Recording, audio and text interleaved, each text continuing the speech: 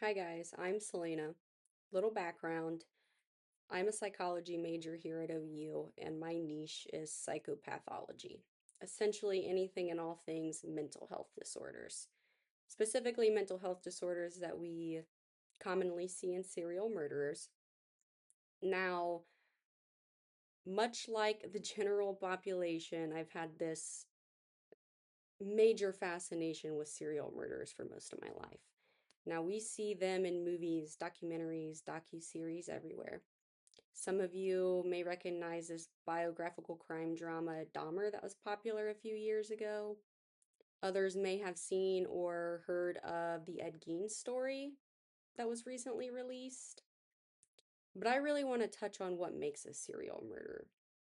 Now, there's this big nature versus nurture debate, and undoubtedly there are interplaying factors, whether they're biological, psychological, social, sociocultural. But after extensive research, nurture is ultimately the most impactful to individuals' mental health, can cause and exacerbate common mental health disorders that we see in these individuals, and really could potentially lead anybody to commit serial murder. Now, at the heart of nurture are these adverse childhood experiences, or ACEs, which we need to combat through positive childhood experiences, or PCEs, by implementing a public health approach. So, what is a serial murderer? The Federal Bureau of Investigation defines a serial murderer as an individual who has killed two or more people during separate events with time space between each event. This definition is important because not all murderers are serial murderers.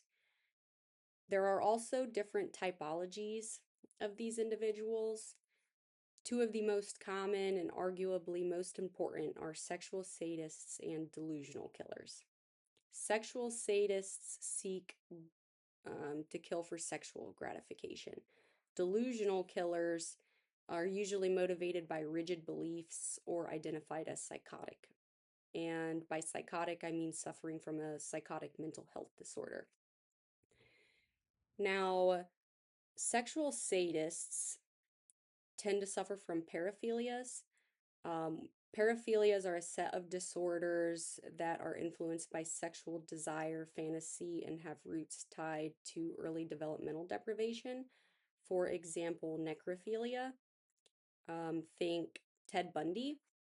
Delusional killers often suffer from a personality or psychotic disorder. Personality and psychotic disorders can both affect thoughts and behaviors. Personality disorders are more likely to influence emotions and perceptions. We often see borderline, schizotypal, and antisocial personality disorders amongst these individuals. With psychotic disorders, individuals are more likely to experience mistrust, delusions, hallucinations, suspicion. Um, we often see schizophrenia and paranoia. For example, Ed Gein was a delusional killer and suffered from schizophrenia. So, what's the root cause of these common mental health disorders that we see amongst these two typologies of individuals? There's, like I said, this big nature versus nurture debate and a lot of interplaying factors, but I want to start with nature and get the elephant out of the room. Nature, or biological factors, are organic. Think genetic predisposition or genes. An individual may experience head trauma, metabolic disorders, neurodegenerative diseases, brain tumors, which can all cause these mental health disorders that we see. Um, with genes, there's this MAOA gene. And if an individual has a defect or an absence of this MAOA gene, they're more likely to experience aggressive behavior, for example.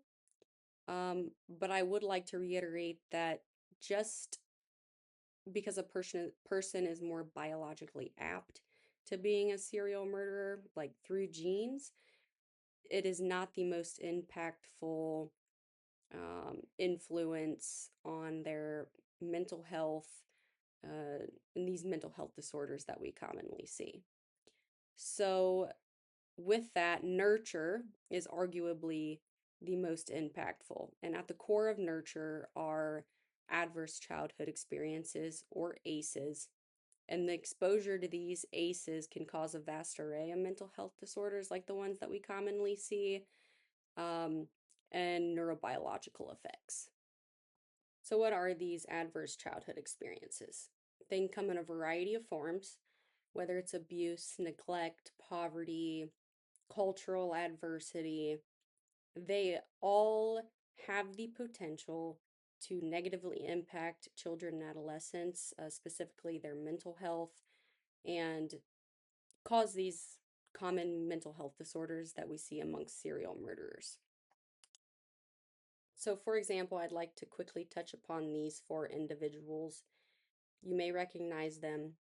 They aren't the best looking, so bear with me. But Richard Ramirez, Jeffrey Dahmer, Richard Chase, and Aileen Wuornos were all serial murderers.